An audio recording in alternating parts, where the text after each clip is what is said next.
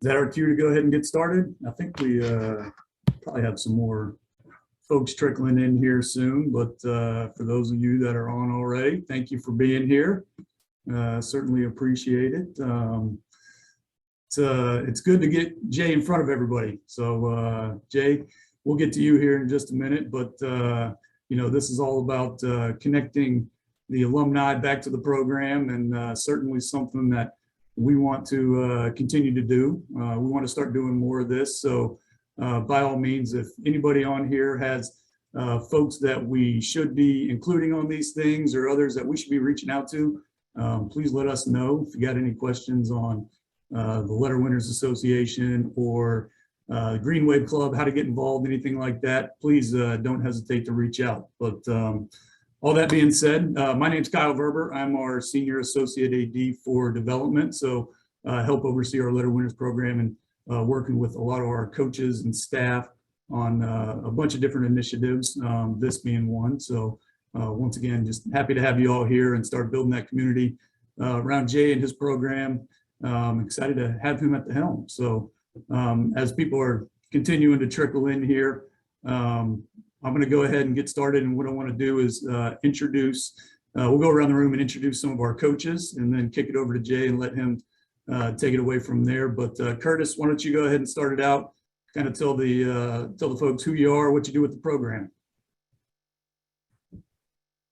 Hey, thank you very much, Kyle. And thanks for putting this together for Coach Ullman in the program. I'm Curtis Akey. I'm the Director of Baseball Operations and Player Development. I just finished my 4th year in this role, but I've been with the program for 8 of the last 10 years.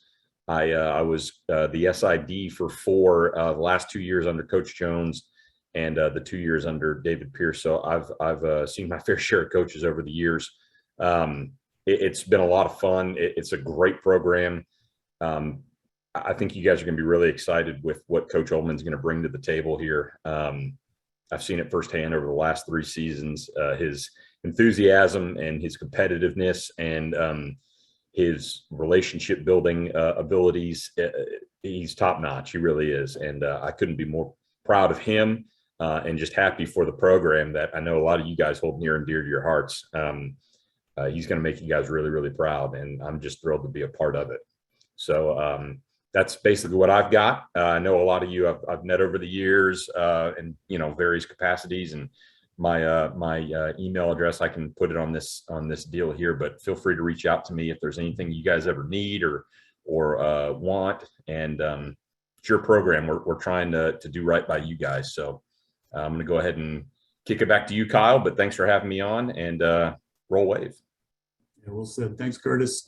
Next, let's kick it over to Adam. I think Adam's on here, right? Hey, I'm here. Adam, if you don't mind, go ahead and introduce yourself, kind of who you are, how long you've been with the program. Well, for starters, thank you, Kyle. Thanks for putting this together. This is awesome. Share a lot of the same sentiments that Curtis has. Just really excited for the next chapter for Jay and for this program and for our fan base moving forward. Like Kyle said, my name's Adam Core. I just wrapped up year 2 here at Tulane and have the privilege to stay on and carry the torch with Jay. And I'm the catching coach primarily, work with the hitters and have the luxury of being on the road and getting Jay back in his office for once. So I'm fortunate enough to be on the road traveling right now. I'm in Florida doing some recruiting and trying to bring us some good players. And again, sharing a lot of the same sentiment that Curtis has. Really happy for Jay. I don't think I could put into words what that guy means to me and what his family means to me. And to have the opportunity to share his mission moving forward is certainly something that I take a great deal of pride in and look forward to working for him and continuing to make Tulane baseball something that all of you are going to be really proud of. So thanks, Kyle. Appreciate it. Thanks, Adam. Anthony, is Anthony on the call? Let's kick it over to him next. I'm on, Kyle. First and foremost, appreciate you putting this together. Yeah. What can I say? I mean, just absolutely excited. Erica and my 2 boys, Ace and Knox, we're just excited to be back home, be part of the Green Wave Nation again. And Troy, I can't thank you enough. I haven't got to see you in person yet, but just super thankful to be back with the program and the hiring itself. I get emotional on this call, just talking about this dude. He means the world to me. He's a mentor of mine, and Coach Ullman. And I've seen firsthand from being away from the program and being able to see him recruit and just connect with people and what he wants to do with the alumni and his ideas and just the energy and passion that he's going to bring to this place. And speaking with the players over the past couple of days, the excitement that they have for where this thing's headed, and to have Curtis, who I think's, the man of, many talents and just what he brings to the table for this program. And, for our staff, we're very fortunate enough to have him, and then being able to get to be around Core over the past couple of days, and he's crushing it on the road, and we're super thankful for that. But with that being said, can't tell you guys, how much this means to us and our family. And I'll be heading up the recruiting and handling the pictures and just ready to get this program back to where you guys want it to be. And we're going to work tirelessly every day to make sure that we're on the road recruiting, what you guys know needs to represent this program, not just, on the field, but off the field as well. So just really blessed and thankful to be on, and just want to thank everybody and looking forward to connecting. Yeah, appreciate it. Now let's kick it over to the man of the hour. So Jay, I think we all can agree that this program deserves to have the best at the helm and leading it into the future, and certainly think that we got the right guy for the job. So Jay, let you take it away. Thank you. Appreciate it. Obviously thrilled to be here with you guys. It's cool. Hopefully when we do this again, we'll double the participants. But those that are here, I really appreciate it. Both in-house staff and alumni. And I've said this a lot of times in a lot of different ways to a lot of different people. I want to talk more about the alumni and your role in this. I grew up in baseball, running around Dodger Stadium and Angel Stadium and every college that was locally accessible to me and my friends. And so baseball has always been a part of my life. And I have a deep affinity for the traditions of baseball, more of a traditionalist than a progressive baseball guy. Analytics are great. They're just a tool, but it's the nuances of the game, the details, all the things that lead to winning baseball that you don't see in a box score, you don't see on an ESPN highlight. Those are the things I really appreciate. And those also come back to the alumni. When I first had my first opportunity to be a junior college coach or a junior college player, I went to a proud traditional junior college program and 17 league championships, 3 state titles in the state of California. The state of California is a little elitist. They don't play a national, the JUCO deal. They just play in the state of California because there's an opinion there that they think they're the best baseball playing state in the country. So they don't dabble in the other things. So 3 state titles was kind of the national championship for our place. But I just remember my first week at this program, at my junior college program, where the alumni guys would come and they would work out and everything would stop. Practice, anything we were doing, and those alumni guys were held on a pedestal, and not just because, but because of the work that they put in to lay the foundation and the bricks for all the success that the program had. At one point, our junior college had a former player in it for 10 straight years.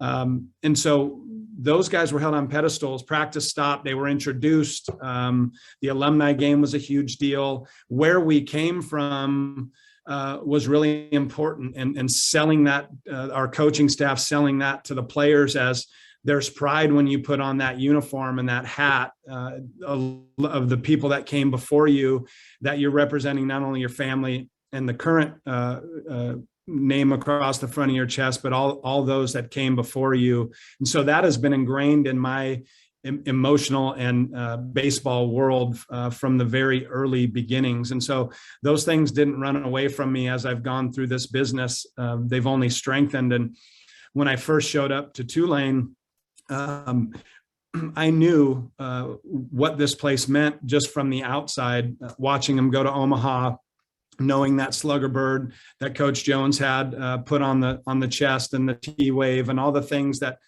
Tulane was in those glory days. And so that was exciting to me, because when you go out and recruit a player, the ability to be able to sell a world-class education, which it totally is. And I said this in my letter that I sent out last night in an email, that when you sell that piece of paper, that gets you in the conversation with anybody when you're talking with families and with young men about why they should choose a school like Tulane. So we got to start with that, and that's a really great resource to start with. And then you switch gears to the baseball-rich tradition that we have at Tulane in 2001 and 2005, and the postseason appearances and the conference championships across a bunch of different conferences that we've been in. And so when you're able to tell kids that they can get that piece of paper, they can play for a national championship, which we have. The place I came from before, 1954 was the last time that they played in Omaha, and that was a totally different environment then. And so to be able to tell them that they can aspire to a national championship at a place like Tulane is really powerful. And that's all because of the hard work of Coach Retief and Coach Brockhoff and Coach Jones and all the players and the people that are invested and involved in the program. Without you guys, there is no us, there is no future. And so those things, I want to make sure that we honor you. It doesn't mean we're always going to, agree on things, or you may see things a different way, or you have your opinions and I'll have mine. But what I want to assure you guys, that this is your program. This is not our program or my program. This is our program, like all of us. And so I want you guys to feel at home. I want you to feel like you can come to Turchin and roll into the stands, and you're going to get a hero's welcome, and we're going to stop practice, and we're going to introduce you and make you feel at home, which this is home. And so that's really important. And so really, for the basis of this call, we can talk and I'll answer questions. I'll throw it out there for you guys, but to see some of the folks on this call that I've been told about when I've talked to Coach Retief and Coach Brockhoff and Coach Jones, which those were all phone calls that I made pretty much immediately,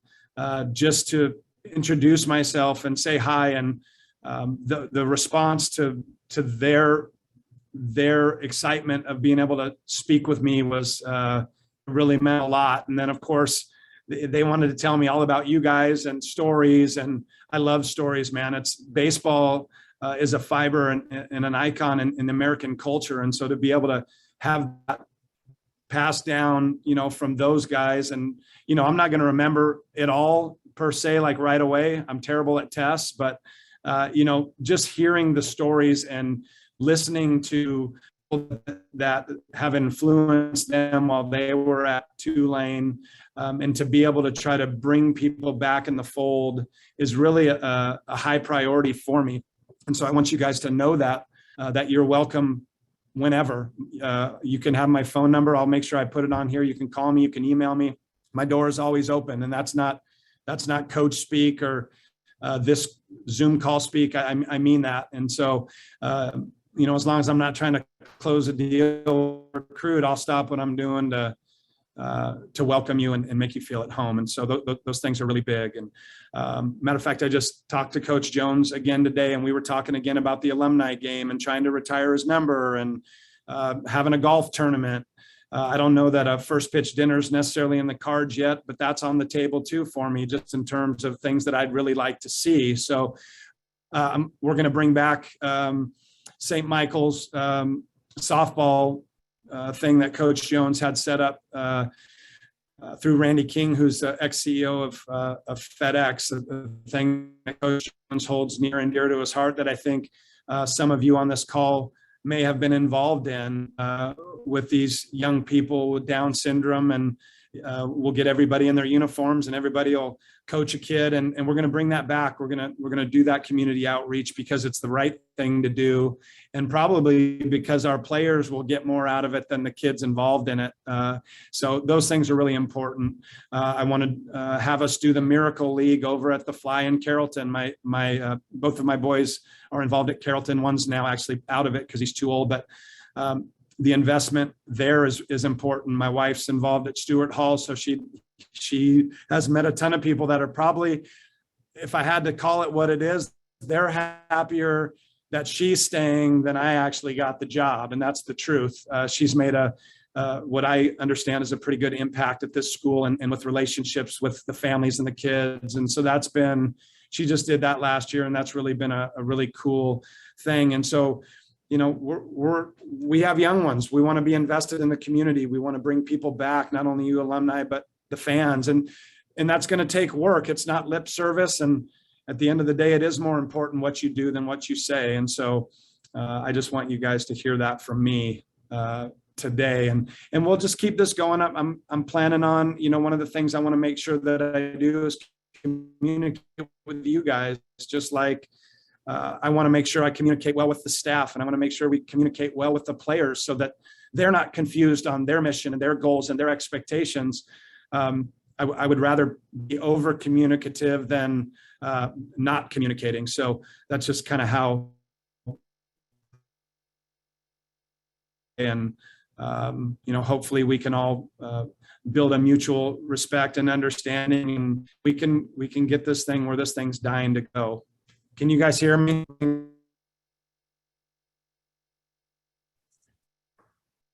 Yeah, Jay, we got you, but you were cutting in and out a little bit. All right, hold on. Hopefully we're not losing it. What? Can you hear me? We can hear you.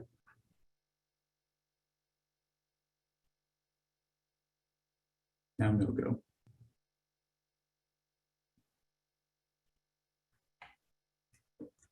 Curtis? Anybody got any good jokes? Now let me reach out to him. There he is. You got me? He's back. Am I back? There you are. Just, you probably missed a whole lot of that, so I'm sorry if you did. Does anybody have any questions at this point, or comments, or things you guys would like to see? Stories? I mean, I want to hear them. If you do, that's kind of an important deal.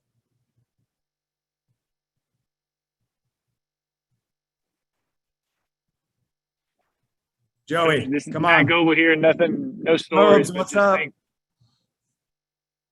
Thanks for doing this.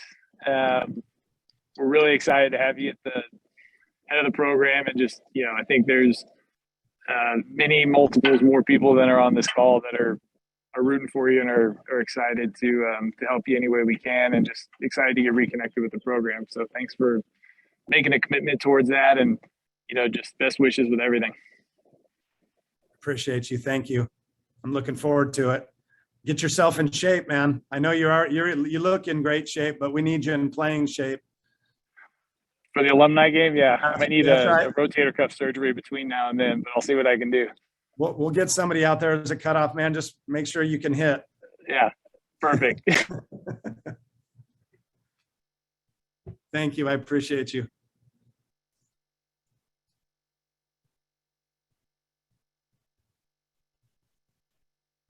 Okay. Well, I don't know where I got cut off, but I'm also committed to, you know, I send out an email late last night. One of my plans is to make sure that, you know, I kind of send out I don't know if it's going to be weekly or biweekly or monthly, but just an email, a state of the union, where we're at, what we're doing, kind of upcoming events, those kind of things. I'd like to, again, communicate well with you guys so that you are feeling connected. So that's going to be important to me. You know, I think some of the challenges that we're going to have moving forward is there's going to be some things, I think, maybe that, you know, the big boys are going to try to take their ball and go to a different playground, you know, which could create some challenges. But, I know Troy and our administration are committed to making sure that we're in a position to be able to run on that same playground and play for Omaha. And we're a Power 5 baseball school, although, Power 5s are certainly looked at more of in football and basketball, but we certainly have that pedigree in the baseball world, like a Cal State Fullerton does out on the West Coast. They don't even have football. So I think we'll be in good position, but we're gonna need to play hard. We're gonna need to recruit well and win. And certainly your support is going to be critical as we move this thing forward in terms of being able to be competitive with an $83,000 education. And we're doing some really good things. I think at the end of Coach Jones' tenure, if you guys can't hear me, somebody tell me you can't hear. Can you hear? Good. At the end of Coach, we got you. Keep going. At the end of Coach Jones's tenure, I think the legislative scholarship went bye-bye. And for those of you that don't know what that is, it's a scholarship. There's 140 legislators in the state of Louisiana, and they can give out school to a Tulane student that's a resident of the state of Louisiana. And they don't have to be in the same district. A kid from Shreveport can get a legislative from the person in Belle Chase. So there's no boundaries that restrict legislators from helping that way. And they give to a lot of people, not just athletics. There's a process, and our players, I educate them on what that is and what that means, and then they have to go out and secure it, and they can't really secure it officially until they've been admitted. So there's a little bit of a leap of faith where they've got to do the legwork and do the interviews and put themselves in position so that when they are finally admitted in November, their legislator, or whoever they're working with, can confirm that they're going to get a legislative. And we got that back. And when I first got here, we were getting a little bit of merit money, academic money, but that well has pretty much slowed to not even a crawl. It's very difficult for us to get that. They've moved to more of a need-based financial aid. So we've got a couple guys. Jared Hart's a guy that was on need-based. Zach DeVito was actually, he was on 40 grand, just like Jared was. So there was some help that way with the need base. But because one of my missions when I got here, again, under the same flag as pride and alumni and that being important, I thought it was important that we did a better job in our own state. I think you have to start from the inside and work out. I don't think you can fish from the same pond when your degree costs $83,000. There's not enough people in our state that are willing or going to be able to afford that. So I wanted to do a better job and secure and at least offer and be competitive. And, if LSU got them or Southeastern got them or, Louisiana Tech got them, somebody in state got these kids, it wasn't because we ignored them or we didn't even offer them. Now we can't offer every kid because it doesn't always work that way. But if the kids that we identify that are fits for our program, I wanted to make sure we at least did our due diligence and we recruited and we offered these kids. And if they decided, hey, I'm going up the street or I'm going somewhere else, there couldn't be hey, these guys didn't even talk to me or these guys didn't even offer me. So my mission when I got here was to do better in our own state. And David Welch is on here and has been awesome in terms of being able to help point me in certain directions and give me leads and so forth. But he would understand that there has been what I think has been progress in that. And we've got 8 kids on a legislative scholarship. And when you have 8 kids that you've offered money to, and they choose because the amount of money they get out of the legislative is full school over, say, we give them 40,000, they're making 40 grand plus they can use their tops on top of that and get a Tulane education for room and board or for room, which is $9,700. Like my pitch is, if I would have told you that a year ago, that you could have got a Tulane degree and a Tulane baseball experience for $9,700, is that a deal or is that a no deal?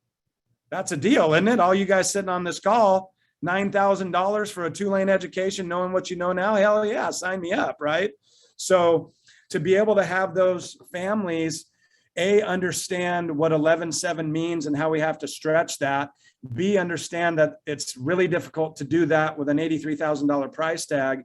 And C, understand that by being good teammates and getting a legislative scholarship, Chandler Welch, that you're putting us in financial aid, Chandler Welch, you're putting us in position to be able to go out and be competitive in the recruiting world, like Coach Jones did when guys were on the legislative and they got some guy named Micah Owens, who he was no good, but he went out and was, I'm joking, of course, that they were able to, Coach was able to secure that guy. And that was one of many guys that made a big difference in the program during that time. And so the importance of being able to stress this to families and get the buy-in, because you build the relationships with them and that they feel comfortable, that they're not being bamboozled into getting this legislative scholarship, and that it is helping them and us, has been really critical kind of to where we've been able to go. And which is why this portal thing has really been a pain in our butts, because now having to try to plug some holes that I wasn't anticipating we had to try to plug. And we're throttled down on doing that. We've got Coach Izio's got 5 guys in the hopper, and we're trying to get a catcher to offset Bennett Lee. But we couldn't do that if we didn't have our own in-state kids, all but one of them on a legislative scholarship. Andrew Glass is coming in from Sam Houston over in Lake Charles, and he got a legislative scholarship. So we got his money back, so that thing's really exciting for us. Even though we're not getting a lot of merit aid, there's ways that we can do that. And I promise you, I'm never going to use $83,000 as an excuse to not recruit. It's weak, and I'm not going to do it. It's the rules we get to play by where we're at. And so we've got to figure out, with our mentality and our positivity and our relationship building skills, how we're going to talk people into paying $40,000 to come here, because it's the Tulane education. It's a baseball rich tradition program that they have a chance to play for a national championship. Oh, and by the way, they're also going to develop, because there's been like 33 guys out of Tulane that have played in the big leagues, not to mention the amount of players that our staff has coached that have gone on to play in the professional ranks, but also make it to the big league. So we have a lot of really great things. There's a lot of layers to that onion, but that getting those Louisiana kids really big, and we've got 20 different states represented in our locker room, which is also really cool. And I think it's a big sell for our institution, because I went to a regional institution and my sphere of influence is really small. It's the West Coast, it's California, it's Nevada, it's Oregon, it's Arizona. But you come to a school like Tulane, and not only in your clubhouse do you have 20 different states represented, but you step foot on that campus and you've got every state in the union represented, not to mention all the countries across the pond that also come here to get this world-class education. And so those, as you all know, it's not always what you know, it's who you know. And so now people like Mark Hamilton, if they're operating on you, I think they're gonna need to know more than just who they're going to have to specialize in those kind of things, because that's life and death, and those are special skills. But the people that these young people are going to meet, as you guys can attest to, that are going to influence their circle of influence, is going to be really the bread and butter of a Tulane degree. And it's a wonderful place to recruit to. I'm proud to be here. They're going to have to carry me out on a stretcher to get me out of here. I believe deeply in the things that we have here. I believe deeply in our alumni base, and I believe deeply in the direction that this thing could head. As long as we do that one thing that starts with a W and ends with an N, and that's win. So, but it's going to be a process. We can do everything right and not win, but as I said in my letter to you guys, we are going to be good teammates. We're going to play hard. We're going to be tough. We're going to play with a chip on our shoulder. We're going to play a relentless pressure pack style of baseball, and we're going to throw strikes and play catch. Those are the things that are important to me and us in the program. And the proof will be in the pudding, and that's going to be our mission every single day we go out there, as Coach Iz said, and I've said on numerous occasions, to make y'all proud. This is your program, and we're proud to be stewards of it, and we appreciate you guys at a very high level. Jay, do we want to open it up for any questions? I got a question for you. Who are you excited about coming back next year? Who am I? Well, I think for me, the first one off the bat is T.O. Banks. He's a special talent. You guys saw some of that come out in the postseason from the position player side. That part's really exciting. And he can go out there and allow some of our really good arms that dabbled in closing. Maybe we can use T.O.'s arm in the ninth inning, because he's ultra competitive. I'm certainly excited about that. I'm excited about Gavin Scholz's development. He needs to get better. There's things that he needs to get better with. At times, he looked a little lost at times, but that's he's a freshman, and some of our biggest jumps in my career, and I think baseball people would attest to, and those who lived it, your freshman to your sophomore year are really big jumps in a lot of different ways. And so, the freshman guys that decided to stay and see this thing through, your T.O.s, your Margits, your Chandler Welches, if we can get Jackson Lynn back, certainly that would be a big one. And I think the other one that's going to be really cool is a guy named Brian Valagoski. I mean, he just keeps getting better too. So, I mean, without naming every single guy, it's just I'm excited and thrilled that these guys want to be a part of this and want to come back and make this the place that we all want this to be. That's what's most exciting to me. The guys that have left in the portal, I'll be honest, there was one that chose his own interests over the team's interest. And so even if he wanted to come back, I wasn't going to have him back. I'm just going to be transparent. I wouldn't share that outside of this phone call. There's a couple that left that we're going to miss, that were great teammates and great contributors to the program. Those guys will be missed, but those, like I tell Iz and Core, I'm never going to talk about the guys who aren't here. It's always going to be about the guys that are here, not the guys you missed in recruiting or the guys you didn't get in recruiting. It's about your own players and their development and how they develop and grow in the program. Those are the things I'm most excited for. So not just necessarily an individual, but certainly all of their development. Hey, Coach, I have a question. This is Jory Catlin. We haven't met. Just want to congratulate you on your new opportunity. Well-deserved, and I know we've got the right guy. I was just going to question as to how NIL is now playing a role in the portal. And part two to my question is, setting aside the past, do you feel like admissions at Tulane will be supportive in allowing you to bring players in who may be, quote, borderline, but yet will be very important if you can get them in the program? Very nice to meet you. Thanks for being on here, Joey. Appreciate you. Let me start with the NIL in the portal. It's a little bit of the Wild Wild West. I think, our administration and our staff will do a good job of educating our players and our staff. There's a lot of moving parts to it, a lot of rumors and innuendo. And so there's a lot of confusion out there. One thing we can't do is we can't induce a recruit. So I can't, Jory, if you're a middle infielder and, you're at Mandeville High School and you want to come here, I can't tell you like, hey, we've got a great NIL deal and we'll be able to get you, $50,000 and then I'll pay you $30,000 for your education. You can't do that. That's still illegal.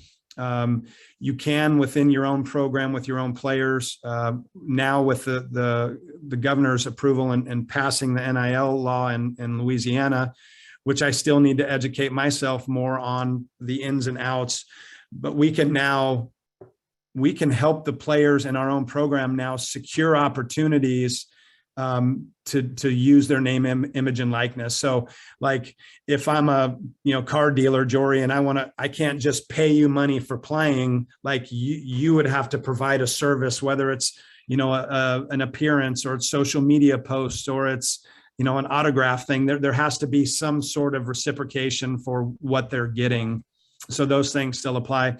But I do think, it's funny every one of our guys that went into the portal, I swear these SEC and ACC schools, they have these teams of, I don't know if they're managers or what they are, but every one of our players got text messages from all of these schools reaching out to them almost simultaneously. And they're also all talking about, well, I'm going to get a full ride to Auburn, like Michael Massey. I'm going to get a full ride to Auburn, a full ride to Georgia. He ultimately chose Wake Forest. But, I know what 11.7 is, and I know what a full ride is. In baseball, a full ride, if you're lucky, is all your tuition and your fees. A full ride in football is the full cost of attendance. That's room and board and tuition and fees and books and cost of attendance. And that's a full ride. But so my cynical self kind of believes that they're using inducement. I mean, that's kind of I'm casting a stone, but how else are you able to tell all these players that are in the portal, not just our players, but all these other players, how are you going to tell them you're getting full rides when you already have guys on 11.7 full of guys already on scholarship, even though some may have left, but you can't tell me that's not going on when you're telling everybody they're going to be on a full ride. So it's hard to do. So I think it's playing a role. At what level? I don't have proof of that or any of those kind of things, but I would, if you're asking me, I think just in terms of I would rather take care of our own players than guys we don't have. So like if I could sweeten the pot for Chandler Welch and Brian Valagoski or, Dylan Carmouche, if just using them as examples, if I can sweeten the pot for them through NIL and I can help guide them in a direction, again, those are our best recruits. Those are the guys in our program. And so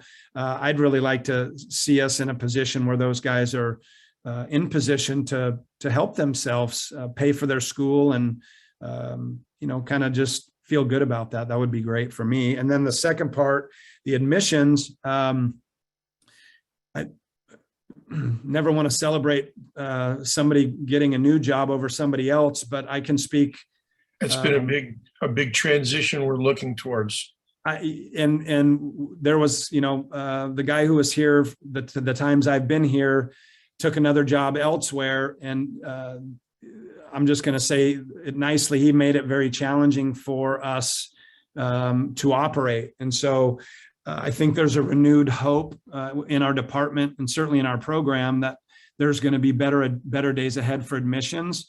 But what I do want you guys to hear too, though, is we do have some capability to get some guys in. Now we don't want to be recruiting, 35 guys that are 2.5 students because there's too many things. You can't survive here with the demands of the education, the demands of the baseball program. You're going to have a hard time surviving. And it just tells you, that kids with those GPAs oftentimes are either uninterested or they can't manage their time or they're not organized.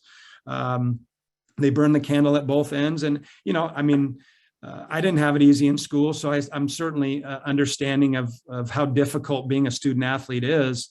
But I think when you make a choice to bring in a guy that's a 2.5 student, I think you have to understand what what table you're sitting at when you do that. And so I think we need to be careful with those things. We need to get the right people in here, the right families in here that can, we want them to play in the big leagues and we want them to get a piece of paper and a degree from Tulane that says they kicked butt in the classroom and that they can take care of themselves and their families long after they're done with Tulane. And so we want to try to get people that are going to have an easier time on the academic side that way and being organized so that they can spend more time on the baseball field, honing their crafts and helping us win and helping themselves develop. So I think there's some good things on the horizon in terms of the admission piece. And I would tell you that we're already getting we've been getting some breaks that way. So I'm not terribly, I haven't been terribly upset with that. I just, the thing I don't want to do is go backwards with the admission piece that we don't, if all the Division I schools are not requiring SAT and ACT scores, but we are, that's going to be a problem because if I'm a kid and you're a kid and you've got all these choices and you want to go to Tulane, but you can get an equal or better opportunity academically to a place where you don't have to take a standardized test. I mean, I hate to say it, but they're probably going to go in a direction where they don't have to take standardized testing. So, Well, this is what you referenced yesterday in your letter about the change in landscape. And, we now have a really solid leader is going to run the program, and Tulane's going to have to be willing to change as the landscape changes if we're wanting to be competitive. yep. And here's another thing too, I didn't mention is we've also started to, one thing that I appreciate that they've kind of, and they do it because they don't want to cheapen the degree. And I get that. I mean, that's really one of the lures of Tulane. You don't want to cheapen the degree. There is a certain point though, where you have to accept that there's online entities and classes and courses that we probably need to, which we are. And that's what I make sure you understand is like, we're actually starting to get some online courses to be able to count, where when my first 2 years here, like if it was online, you had no shot to get it. So, with COVID changing things and professors and institutions changing the way they operate online, it just makes total sense to be able to kind of get with the times and start accepting some of those things. And so there's got to be a balance between accepting and not cheapening the degree. And I think we're heading in that direction. Appreciate your response. Thank you. Yes, sir. Hey, Coach, this is Ken Korak. Congratulations on your new job. That's great. I just want to bring this into a little historical perspective. I played at Tulane. I played center field 1961 through 65 for Coach Ben Abity, who in a sense is also, I don't know how many people on this call will recognize him, but was a New Orleans legend and baseball coach and player for years. He passed away in 2011. And I played the first 2 years for a coach named Doug Hafner. And I know probably not many people would recognize his name, but just a perspective, we were in SEC when I was playing, the last few years of being in SEC. So the stories are, I remember the bus rides to Tuscaloosa, to Starksville, to Oxford, and to LSU, riding the bus and playing those guys. And in those days, we played at max 25 games a year. And just to end this call with a memory of mine, my best memory, I think, and I can't remember if 62 or 63, we beat LSU in a doubleheader on our home field that year. And that was like a real highlight of my career. But it's great seeing you, and I've been following the team ever since. It's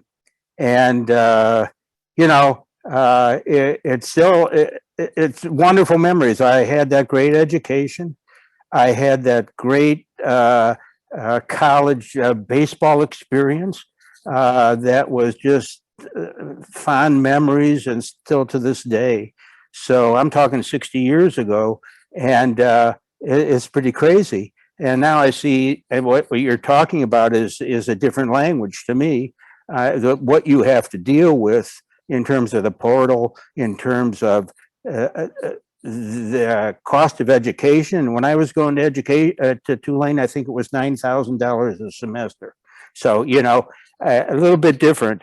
And it was still it was a great school back then, although I'm sure, my grades and my SAT scores couldn't get me close to getting into that school 20 years ago, so things have changed, and I really wish you a great year. I'll be following the team, and I hope you have great success. So congratulations. Thank you. I appreciate that. Thanks for your thoughts. Mm-hmm.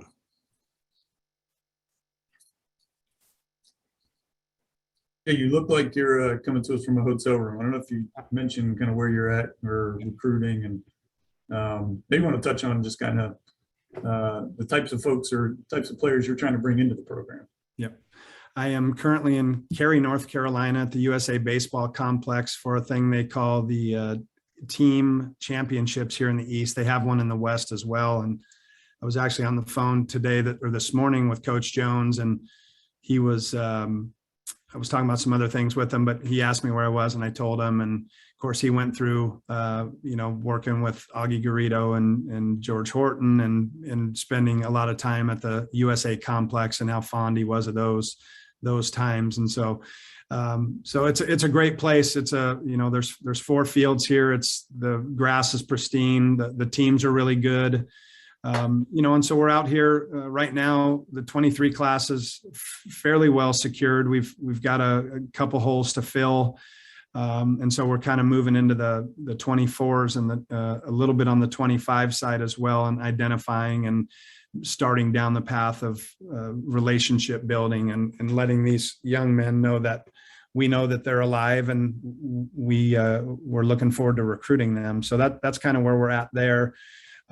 Just in terms of, looking for players, looking for the best players in the country, really. We can attract those kinds of players. Now, we're not going to get every one of them, or may not get a lot of them, but, you can't win the lottery if you don't have a lottery ticket. And so I've never tried to be one that subscribes to he's good for your league or he's good for your team, or and you'll have, part of the travel industry today is matching players with the right kind of programs. And they should, there's a place for everybody. It's whether it's NAIA or Division 3, 2, 1, junior college, wherever it is, there is a place. But it's like, who's recruiting that guy? Oh, that's Stanford and Vanderbilt. And that's the guy I want. He runs fast and he throws the ball hard, and he hits the ball far, or, his arm's fast and he repeats his delivery and he throws strikes, and, just all the things like I would send my wife and my daughter out, and they're really good at it because they've been watching it for a long time, and they've got a lot of opinions, which are funny to listen to. But, I think anybody can go out and probably pick the best player out. Those are the easy things, the guys that move the best and who are the biggest and the strongest. And we're certainly trying to do that, but I want to try to get, it's like, I'll use a pitching staff, for example.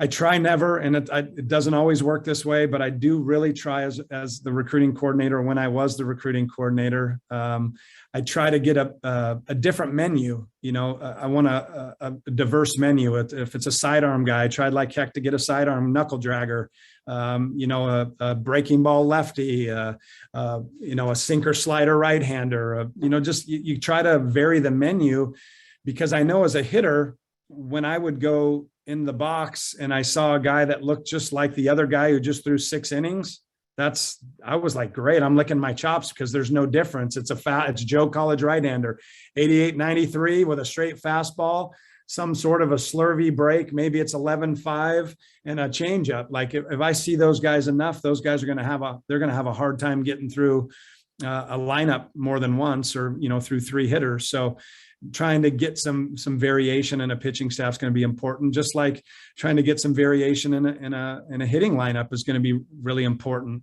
I value left-handed hitting, although unfortunately, for whatever reason, our 22 class is not going to turn out a bunch of left-handed hitters. The 23 class, which will be the following year, will be pretty left-handed dominant. So we'll get a nice mix of left and right, and you can balance the lineup so the pitcher can't get comfortable if he's a right-hander and you got a bunch of left-handers and his changeup's in dial-a-pitch.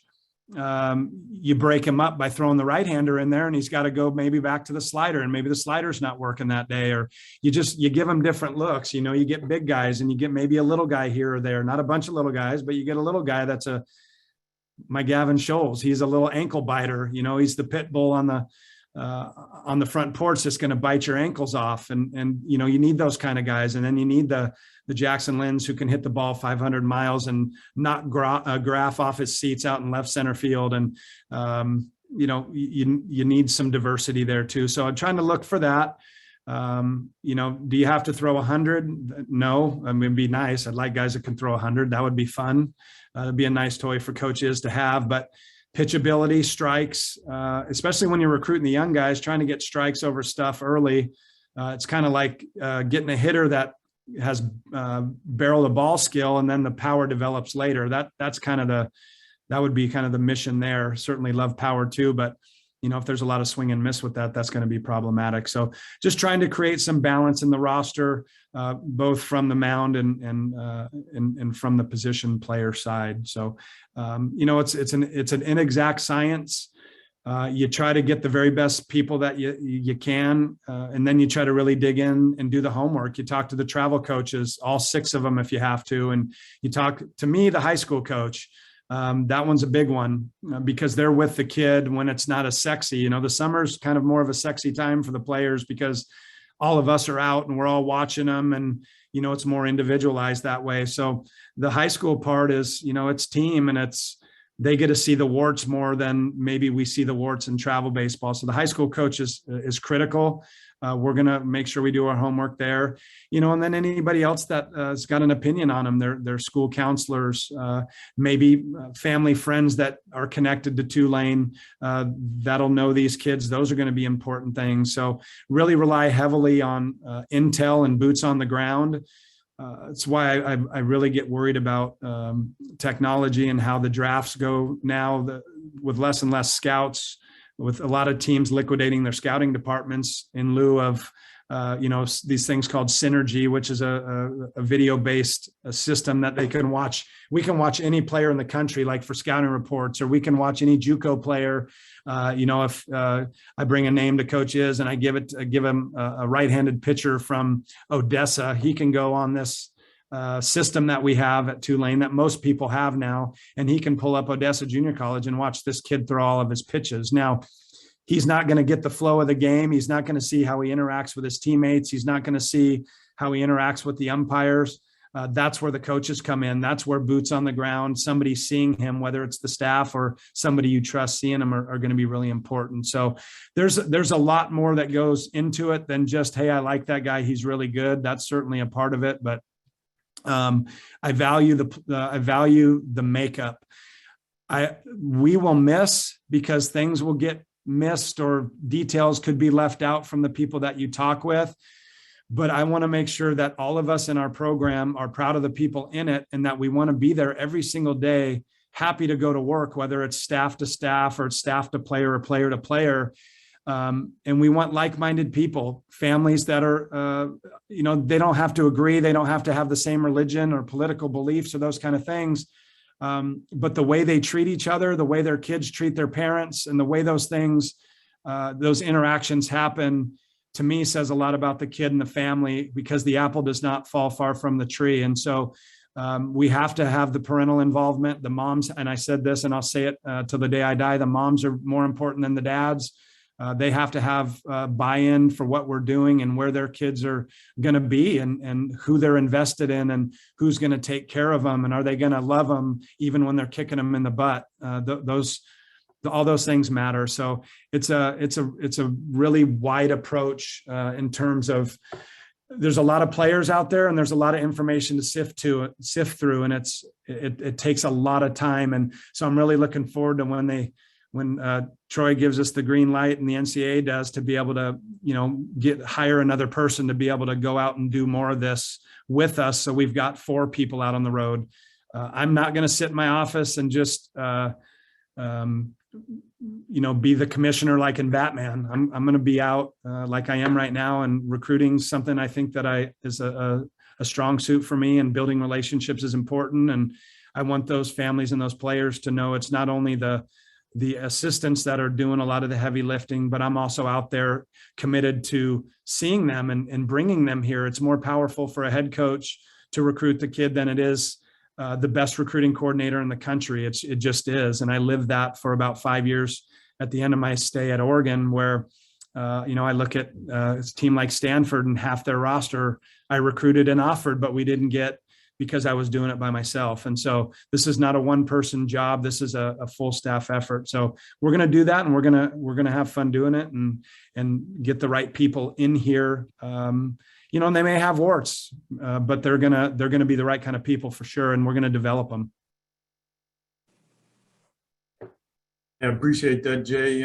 We got a couple of minutes left, and we do have Troy on the call. Troy, I'll kick it over to you. If there's anything you want to add as we're kind of wrapping up here, or want to kind of talk about kind of the excitement around having Jay leading the program going forward, but kick it over to you to kind of close things for us if you want. Well, I think one, you can kind of understand what I saw in Jay as we got into this. The relationship piece is critically important. Relationship inside the department, relationship on the recruiting trail. The ability to coach them up. But if the guys don't buy into the staff in the dugout, it's true with every sport. You've got no chance. And I know from talking to the guys, the level of respect they have for Jay. His core philosophy, everyone has to have a North Star in this game.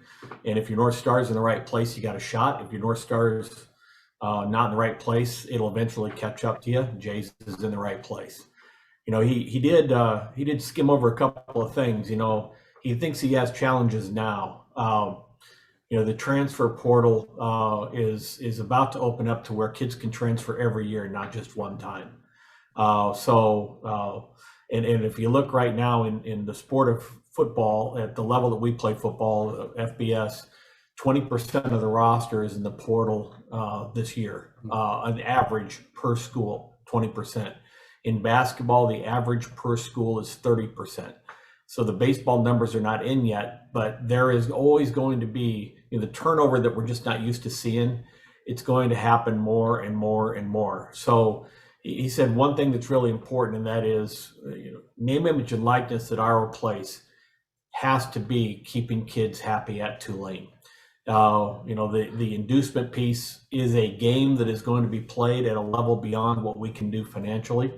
But we have this collective formed, and it's called Fear the Wave, and it will come into play more and more. As I was talking to Ron Hunter yesterday about it, and the same thing goes for baseball. What needs to happen is we need to get if you ask what's the most important need for baseball today, we need to get about $100,000 a year into the collective so that Jay has a chance either to keep some kids out of the portal or to incentivize kids to stay. And it's not a lot. I don't want to flip to baseball for a second. We have 3 all-conference players that are coming back this year. They're all they're doing podcasts. They're getting money here, there, and it's not life-changing money, but it's spending money. It's automobile money. It's things that, frankly, we need to do a much better job than we've ever done of making sure everybody's happy inside the program. That doesn't mean everybody gets playing time or anything else. The best kids are going to play, but the collective and the name, image, likeness is going to be critically important for us going forward. He also talked about the legislative piece. At the end of Rick's era, Tulane had a NCAA penalty for improperly utilizing the legislative scholarships. Now that's behind us. We've never had as many as 8 before, but 11.7, the legislatives do not count, so that gets us around 19. Because the other piece that's coming is the scholarship limit of 11.7 is going to come off. Now, I don't know what it's going to be, but it may be as high as 30 to 35, a full roster size. Now, there may be reasons why that can happen because of gender equity but at 80, let's just say $80,000 a pop times 8 more scholarships, that's $640,000 in my budget that gets reallocated from either new money or it's money that's got to get reallocated into the baseball program for additional aid. So there are things happening that I would tell you as a whole are probably good for the schools that put a focus and a premium on baseball, most of which are in the Southeast. It's going to be additional challenges for schools like us that are high cost. The merit aid, there's merit aid, but the average student at Tulane right now comes in with a 33 ACT. And if you're not above that 33 number, they're going to be a merit aid for you. So, the school is thriving in a lot of ways. Some of that works against us, but Jay's done a great job of finding ways. And the last piece to why Jay, when you find the secret sauce to recruit at Tulane, there is no guarantee the next chef is going to find that same secret sauce. It happened, Rick and Jay Gotro at the time, brought in that class that Pierce rode to 2 NCAA tournaments. But Jay's done it now. We've had top 25 classes. We'll have another right around top 25 class coming in. We found the recipe. So we're going to get the right kids in here, good kids, top 25 team type kids from an athletic standpoint. Jay's North Star is the right North Star, and I'm really thrilled about where we're going to be going forward. Appreciate everybody's time on here.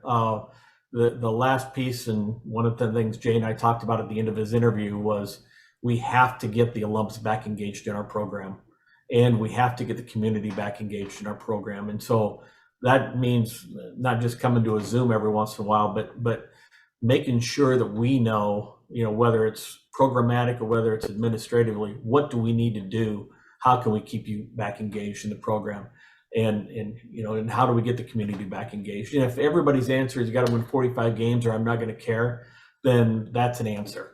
But there has to be an answer other than that, because for us to do what everybody wants to do, we're going to have to do it as a team, and not just a team that's inside that dugout. So look forward to what lies ahead. Look forward to you guys guiding us into how we can make this program what it is you want it to be, and how you can help us make that program into what we all want it to be. Appreciate it, Kyle. Well said, Troy. Appreciate it. Jay, any Troy. last comments before we kind of close things out here? No, I just, I'm looking forward to the alumni game. So y'all on this call better start hitting the weight room or the batting cages. The Hack Shack's available. It's hot as hell.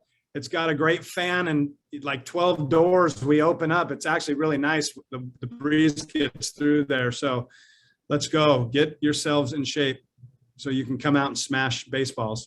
Hey, Jay. I throw good BP. I'll BP to alumni until the cows come home. So I'll be ready for y'all. Hey, Jay, I had a quick thing I wanted to say, and I had probably had a question, right? First of all, as a parent, I can't tell you how pumped up we are, right? And I know, a lot of times you see everything coming across social media, and believe me, I just want to grab somebody by the throat and I just back off, Dave, back off, right? Because I'm all about us moving forward without any distractions. And certainly I know the off the field distractions certainly hurt. But what can we do to separate ourselves from the other universities? I know this year, yes, my wife and I were very fortunate to go to all the different universities, and I just seen so much more connection during the game with the fans, the activities. I just, this year, then come back home, which is nice. Don't get me wrong. The Lagunitas IPA is very good, but it was kind of difficult. You got to deal with security, and it was, and I get that, but man, I would like to see some more connection with the fans. It's, it was very cold, not like cold weather. It was a cold feeling, but going to UCF, going to Wichita, going to Houston, I'm telling you, man, I was impressed the way they did it. And there's no reason why Tulane could not surpass that, especially with the resources and especially all you intelligent people. That is for sure.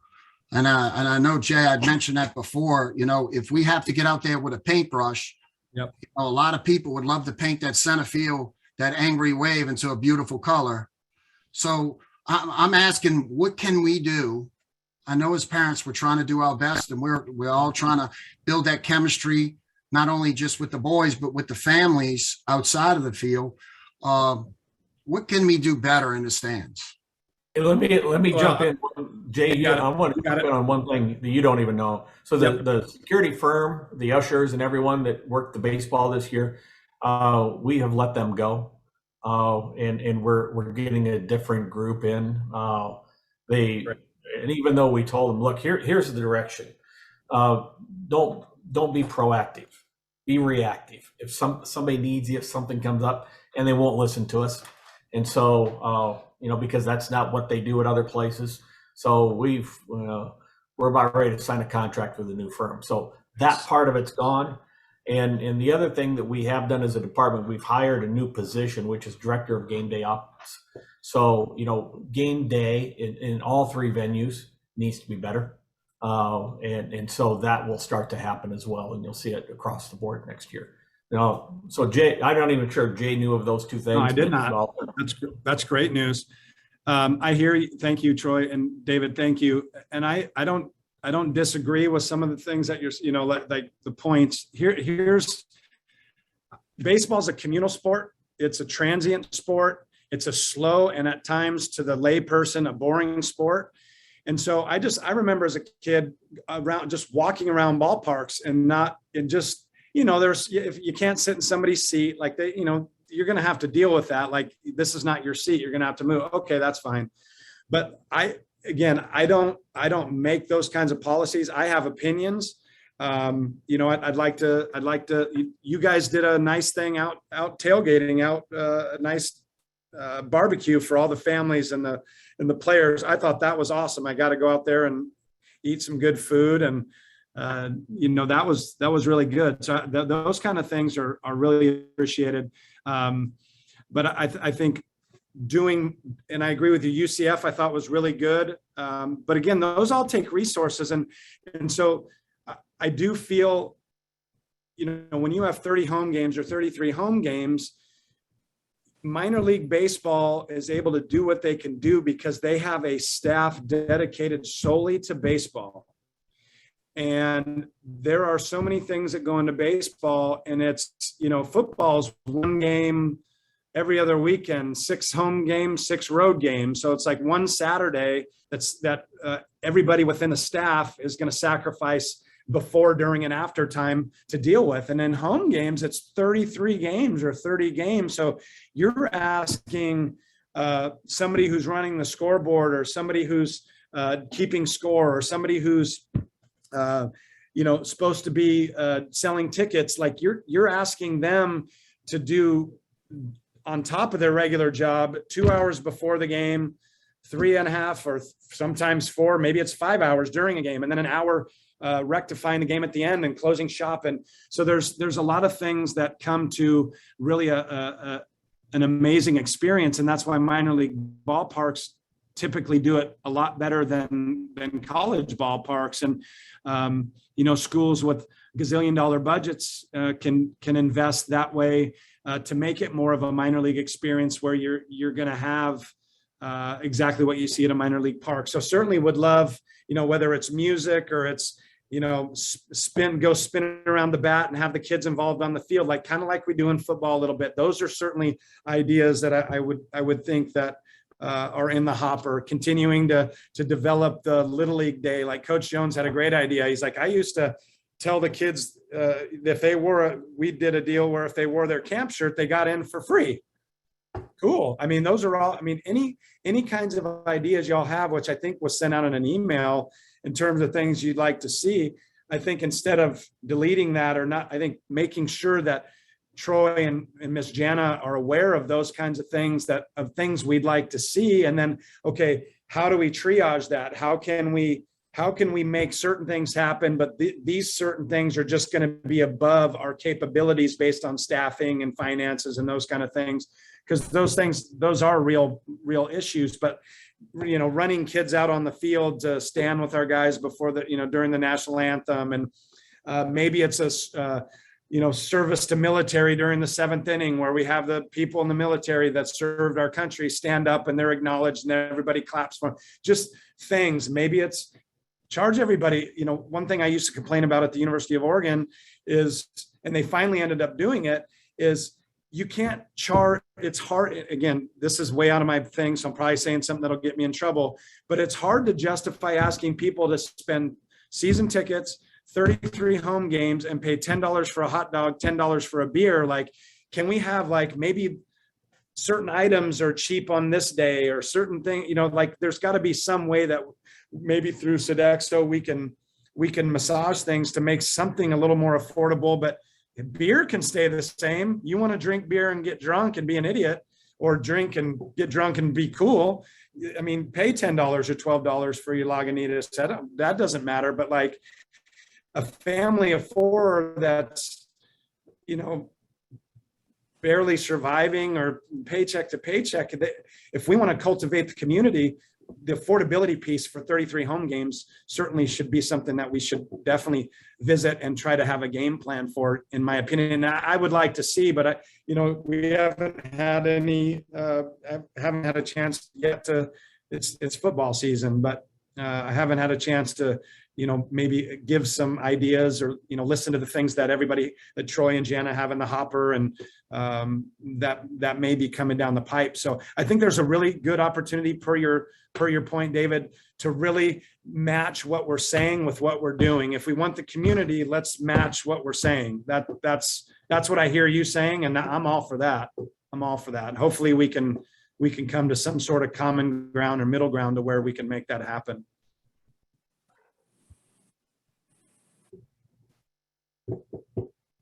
Thank you, Jay. Thank you, David. Certainly, and David, if you got any questions or ideas, feel free to reach out to me and my staff. That's part of the reason why we're here. So we're here to help out with that game day experience. So love your support, David. You're beautiful. Yeah. Always. I know. You too, Miss Anna. Once again, I want to say thanks to everybody for being on here today. Really appreciate it. Be on the lookout. We want to do some more of this stuff. We want to engage everybody a little bit more. Jay's going to kind of be leading the charge for us, and we're here to support him, and we want him to be successful in everything he does with the program. And so that's what we're here for. So We do. That's right. Well, appreciate everybody for being here, and roll wave. Thank you, Kyle. Thank you for getting this thing going, Bubba. Appreciate you. Yeah, thank you, Curtis. Appreciate you, man. Love you, Curtis. Thank you. Well done. Thanks, Thanks, y'all. guys. Appreciate y'all. You guys have my cell phone. Oh, I don't know how many people left, but my cell phone's in the chat if y'all want it. And no, I'm not playing you in the lineup. Okay, guys.